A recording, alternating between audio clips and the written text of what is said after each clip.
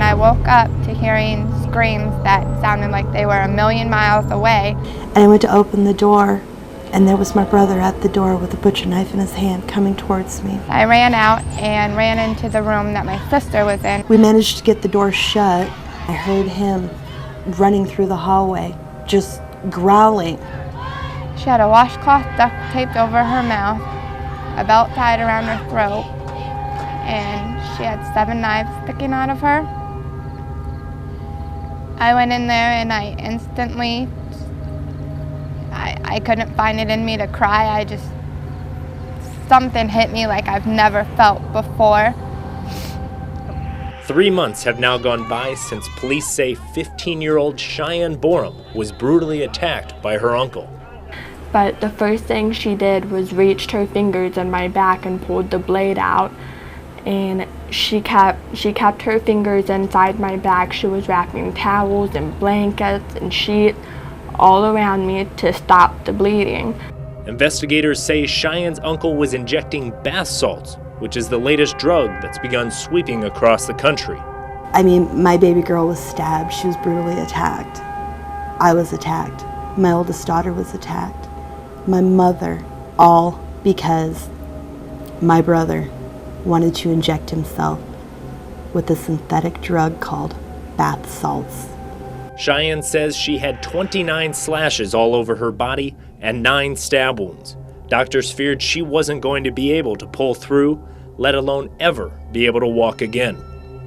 She looked at the doctor and she goes, "I can't walk. I was stabbed in the back. I'm crippled." But it was Cheyenne's love for cheerleading and her favorite cheer that gave her the strength to carry on. What she always wanted to be was a cheerleader ever since she was a little baby girl. And her cheers.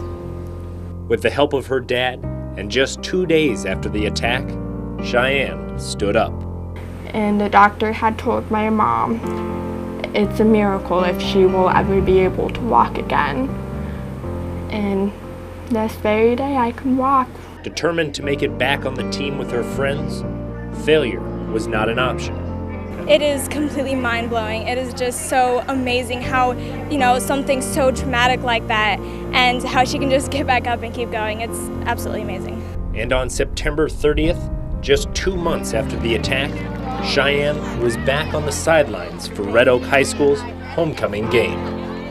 It's a miracle. It makes me ecstatic. I'm excited to see her out there. I'm excited to see her with the girls and everything. The girls supported her the entire time while she was in the hospital, so I'm happy.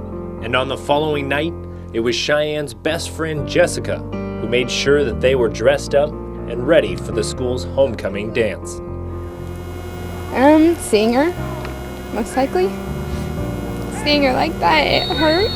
It was shocking. And it's stories like Cheyenne's are what's giving Nebraska lawmakers the ammunition they need to go after and ban these type of bath salts. And my hope is that with my legislation, we'll be able to ban the entire chemical class. We'll be able to protect Nebraska's children and families from this potential epidemic. And we'll be able to make sure that we hold manufacturers, synthetic drug manufacturers, accountable. And while the healing process, both mentally and physically, still have a long way to go, Cheyenne says just being able to be a kid again and surrounded by friends and family is a big step forward. I really don't know what made me so strong, but I do know that no matter what, I will always be a fighter.